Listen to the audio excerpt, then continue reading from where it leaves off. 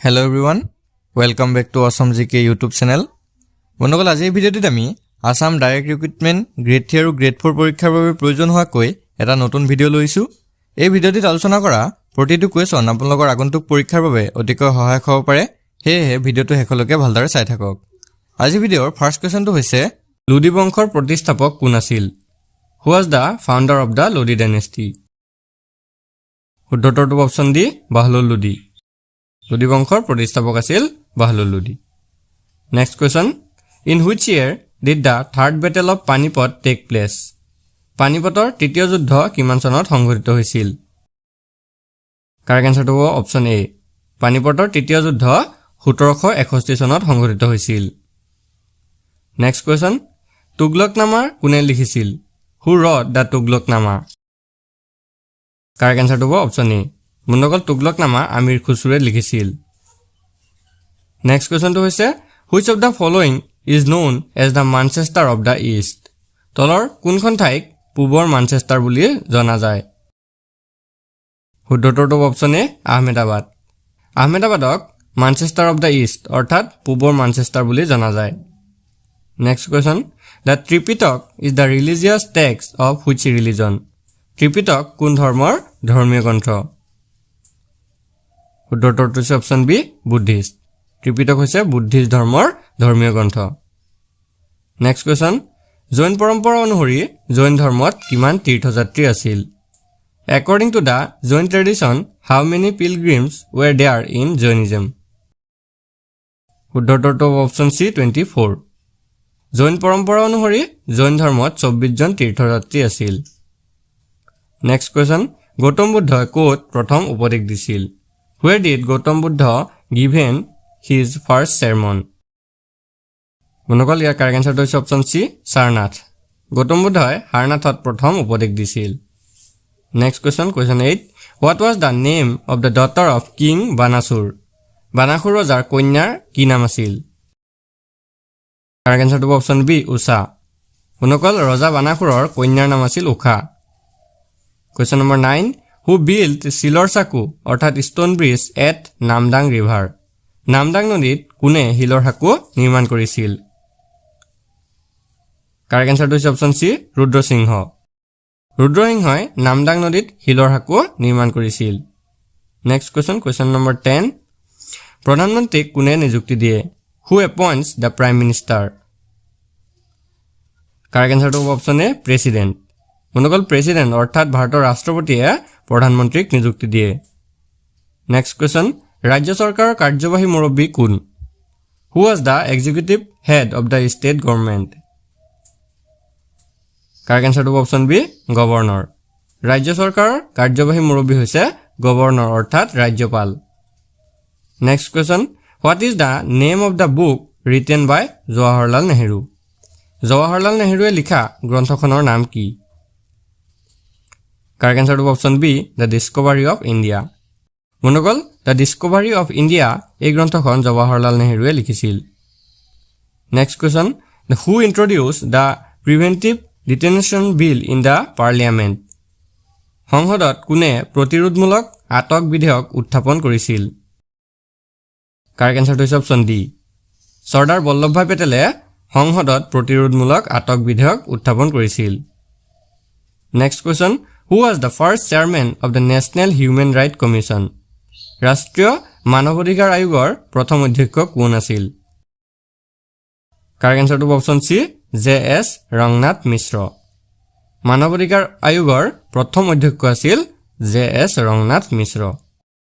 Next question, question number 15, আন্তঃৰাষ্ট্ৰীয় Olympic সংস্থাৰ মুখ্য কাৰ্যালয় ক'ত? Where is the headquarter of the international Olympic association? Correct এনসাৰটো অপচন বি লজন। আন্তঃৰাষ্ট্ৰীয় অলিম্পিক সংস্থাৰ মুখ্য কাৰ্যালয় লজনত অৱস্থিত। নেক্সট কুৱেশ্যন, কুৱেশ্যন নম্বৰ 16, কোনজন ক্ৰিকেটাৰে প্ৰথম খেলৰত্ন বঁটা লাভ কৰিছিল? Which cricketer won the first Khel Ratna award? Correct এনসাৰটো হৈছে অপচন ডি বন্ধুসকল শচীন তেণ্ডুলকাৰে প্ৰথম খেলৰত্ন বঁটা লাভ কৰিছিল। Next question, who founded the Barman dynasty in Kamrup? কামৰূপত বৰ্মন বংশ কোনে প্ৰতিষ্ঠা কৰিছিল? কাৰেক্ট এনসাৰটো হৈছে অপচন এ পুষ্য বৰ্মন। বন্ধুসকল পুষ্য বৰ্মনে কামৰূপত প্ৰথম বৰ্মন বংশ প্ৰতিষ্ঠা কৰিছিল next question in which year Srimanta Sankardev was born correct answer হৈছে অপচন এ 1449 খ্ৰীষ্টাব্দত শ্ৰীমন্ত শংকৰদেৱৰ জন্ম হৈছিল next question when did the British impose Bengali language as the state language of Assam ইংৰাজে কেতিয়া বাংলা ভাষাক অসমৰ ৰাজ্যিক ভাষা হিচাপে স্বীকৃতি দিছিল কাৰেক্ট আনসাৰ হৈছে অপচন এ 1836 1836 চনত ইংৰাজসকলে বাংলা ভাষাটোক অসমৰ ৰাজ্যিক ভাষা হিচাপে স্বীকৃতি দিছিল next question which Ahom ruler was also known as ভগনীয়া ৰজা কোনজন আহোম শাসকক ভগনীয়া ৰজা বুলিও জনা গৈছিল কাৰেক্ট আনসাৰ হৈছে অপচন সি জয়ধ্বজ সিংহ আহোম ৰজা জয়ধ্বজ সিংহক ভগনীয়া ৰজা নামেৰে জনা গৈছিল নেক্সট প্ৰশ্নটো হৈছে who was the first Ahom king to adopt a Hindu title Hindu উপাধি গ্ৰহণ কৰা প্ৰথম আহোম ৰজা কোন আছিল কাৰেক্ট আনসাৰ হৈছে অপচন বি সুহুংমুং আহোম স্বৰ্গদেউ সুহুংমুঙে প্ৰথম হিন্দু উপাধি গ্ৰহণ কৰিছিল next question who led the Mughal in the battle of Saraighat হৰাইঘাটৰ যুদ্ধত মোগলক কোনে নেতৃত্ব দিছিল The correct answer is option B ৰামসিংহই হৰাইঘাটৰ যুদ্ধত মোগলক নেতৃত্ব দিছিল নেক্সট কোৱেশ্চনটো হৈছে Nameri national park is located in which of the following district of Assam Nameri ৰাষ্ট্ৰীয় উদ্যান অসমৰ কোনখন জিলাত অৱস্থিত The correct answer is option A Sonitpur Nameri ৰাষ্ট্ৰীয় উদ্যান অসমৰ শোণিতপুৰ জিলাত অৱস্থিত next question question number 25 when was Kaziranga National Park declared as World Heritage Site by UNESCO Kaziranga ৰাষ্ট্ৰীয় উদ্যানক কেতিয়া ইউনেস্কোয়ে বিশ্ব ঐতিহ্য ক্ষেত্ৰ হিচাপে ঘোষণা কৰিছিল The correct answer is option B 1985 Kaziranga ৰাষ্ট্ৰীয় উদ্যানক 1985 চনত ইউনেস্কোয়ে বিশ্ব ঐতিহ্য ক্ষেত্ৰ হিচাপে ঘোষণা কৰিছিল Question number 26 which of the following national park of Assam is known as the Amazon of the East অসমৰ তলৰ কোনখন ৰাষ্ট্ৰীয় উদ্যানক পূবৰ আমাজন বুলি জনা যায় The correct answer is option B Dihing Patkai অসমৰ দিহিং পাটকাই ৰাষ্ট্ৰীয় উদ্যানখনক পূবৰ আমাজন বুলি জনা যায় Question number 27 which of the following is the headquarter of World Trade Organization তলৰ কোনটো বিশ্ব বাণিজ্য সংস্থাৰ মুখ্য কাৰ্যালয় Correct answer is option B বনগল বিশ্ব বাণিজ্য সংস্থাৰ মুখ্য কাৰ্যালয় হৈছে জেনেভাত Next question which of the following countries is not a member of SAARC তলৰ কোনখন দেশ SAARCৰ সদস্য নহয় Correct answer is option C Thailand Thailand দেশখন SAARCৰ সদস্য নহয় Question 29 Deodhar trophy is associated to which sport Deodhar trophy কোনটো খেলৰ লগত জড়িত The correct answer is option D cricket Deodhar ট্ৰফিটো ক্ৰিকেট খেলৰ লগত জড়িত Next question Aga Khan Cup is related to which sport Aga Khan Cup কোনটো খেলৰ লগত জড়িত Correct answer is option D hockey Aga Khan Cup টো হকি খেলৰ লগত জড়িত Next question Who was the author of the famous book Madhushala বিখ্যাত গ্ৰন্থ মধুশালাৰ লেখক কোন আছিল Correct answer is option B বনকল বিখ্যাত গ্ৰন্থ মধুশালাৰ লেখক আছিল হৰিবংশ ৰায় Bachchan Question number 32 The organization which guard the international border of India ভাৰতৰ আন্তঃৰাষ্ট্ৰীয় সীমান্ত পহৰা দিয়া সংস্থা কোনটো The correct answer is option B BSF ভাৰতৰ আন্তঃৰাষ্ট্ৰীয় সীমান্ত পহৰা দিয়া সংস্থাটো হৈছে BSF Next question The president has the power to suspend the enforcement of any all the fundamental rights during emergency as per article জৰুৰীকালীন অৱস্থাত যিকোনো বা সকলো মৌলিক অধিকাৰ বলবৎ কৰাটো স্থগিত ৰখাৰ ক্ষমতা ৰাষ্ট্ৰপতিৰ আছে অৰ্থাৎ কোনটো আৰ্টিকলৰ সহায়ত এটো ৰাষ্ট্ৰপতিয়ে কৰিব পাৰে Correct answer is option A 359 অৰ্থাৎ আৰ্টিকল 359 জৰিয়তে ৰাষ্ট্ৰপতিয়ে এটো সম্ভৱ কৰিব পাৰে Next question Who founded Amnesty International Amnesty International কোনে প্ৰতিষ্ঠা কৰিছিল Correct answer is option D Peter Benenson Amnesty International Peter Benensone প্ৰতিষ্ঠা কৰিছিল Next question question 35 Manila is the capital of which country Manila কোনখন দেশৰ ৰাজধানী The correct answer is option C Philippines Philippines ৰ ৰাজধানী হৈছে Manila Now question number 36 Who was the third president of India who died during his tenure? ভাৰতৰ তৃতীয়জন ৰাষ্ট্ৰপতি কোন আছিল যিজন কাৰ্যকালত মৃত্যু হৈছিল? উত্তৰটো option B doctor Zakir Hussain. Doctor Zakir Hussain আছিল ভাৰতৰ তৃতীয়জন ৰাষ্ট্ৰপতি যিজনৰ কাৰ্যকালত মৃত্যু হৈছিল। Next question, where was the first session of the Constituent Assembly held? সংবিধান সভাৰ প্ৰথমখন অধিৱেশন ক'ত অনুষ্ঠিত হৈছিল? কাৰেক্ট এনসাৰটো অপচন বি ইন দিল্লী। সংবিধান সভাৰ প্ৰথমখন অধিৱেশন দিল্লীত অনুষ্ঠিত হৈছিল। Next question, why was Queen Victoria appointed as the Emperor of India? ৰাণী ভিক্টোৰিয়া ভাৰতৰ সম্ৰাজ্ঞী কেতিয়া নিযুক্তি দিয়া হৈছিল?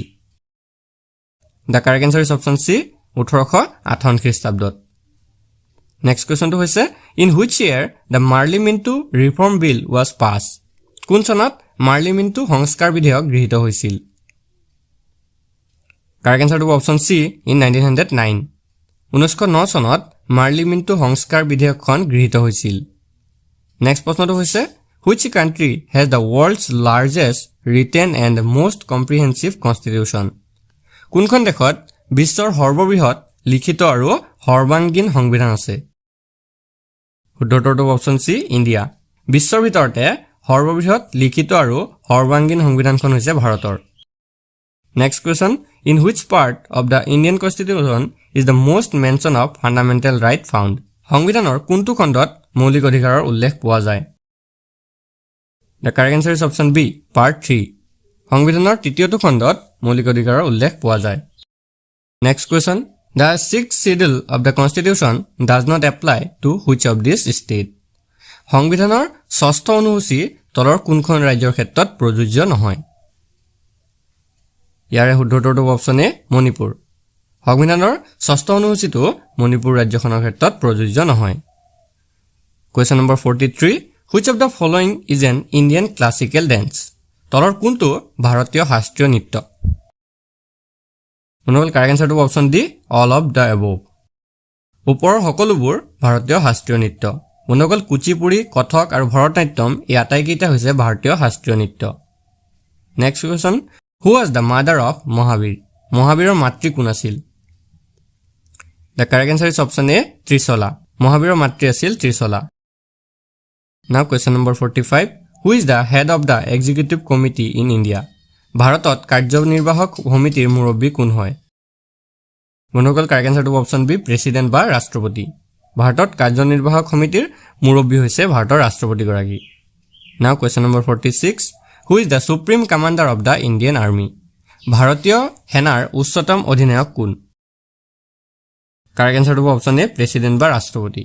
ভাৰতীয় সেনাৰ উচ্চতম অধিনায়ক হৈছে ৰাষ্ট্ৰপতি। Now question number 47, who founded the Vikramshila university? বন্ধুসকল বিক্ৰমশিলা বিশ্ববিদ্যালয় কাৰ দ্বাৰা প্ৰতিষ্ঠা কৰা হৈছিল? কাৰেক্ট এনসাৰটো অপচন বি ধৰ্মপাল। ধৰ্মপালে বিক্ৰমশিলা বিশ্ববিদ্যালয়খন প্ৰতিষ্ঠা কৰিছিল। Now question number 48, on which river is the Jawahar Sagar dam situated? কোনখন নদীৰ পাৰত জৱাহৰ সাগৰ বান্ধটো অৱস্থিত? ইয়াৰে শুদ্ধটো অপচন বি চম্বল। বন্ধুসকল চম্বল নদীৰ পাৰতে জৱাহৰ সাগৰ বান্ধটো অৱস্থিত। Next question, Wagah border is adjacent to which line? Wagah সীমান্ত কোনটো লাইনৰ কাষত? Correct answer is option C Radcliffe line. ৱাগা সীমান্তটো ৰেডক্লিফ লাইনৰ কাষত অৱস্থিত। বন্ধুসকল আজি মক টেষ্টৰ শেষৰ কুৱেশ্যনটো হৈছে in which state is the maximum rubber produced in India? ভাৰতৰ কোনখন ৰাজ্যত সৰ্বাধিক ৰবৰৰ উৎপাদন হয়? Correct answer is option B Kerala. বন্ধুসকল ভাৰতৰ কেৰালা ৰাজ্যখনত সৰ্বাধিক ৰবৰৰ উৎপাদন হয়। আজি ভিডিঅ'টো আপোনালোকৰ বাবে ইনফৰ্মেটিভ হ'লে ভিডিঅ'টো এটা লাইক কৰি দিব আৰু এনে ধৰণৰ আগন্তুক যিকোনো পৰীক্ষাৰ বাবে ভিডিঅ' পাবলৈ আমাৰ চেনেলটো ছাবস্ক্ৰাইব কৰি কাষত থকা বেল আইকনটো দবাই দিব। ধন্যবাদ।